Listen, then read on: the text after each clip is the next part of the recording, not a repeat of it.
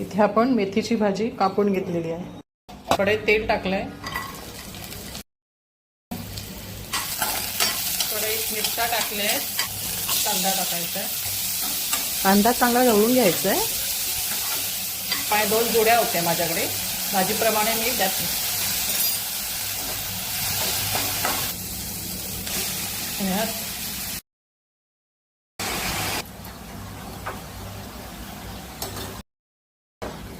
भाजी व्यवस्थित ढवळून घ्यायची आहे. आता आपल्याला ही बारीक गॅसवर शिजायला ठेवायची. नंतर आपण ओलं खोबरं टाकायचं. भाजी मस्त हिरवीगार दिसते. तर पाणी आता सुकायला आलंय. सुकलं की आपण ओलं खोबरं टाकायचं. खोबरं टाकूया. आपली भाजी रेडी झालेली आहे बघा. व्हिडिओ आवडला असेल तर लाईक सबस्क्राईब करायला विसरू नका.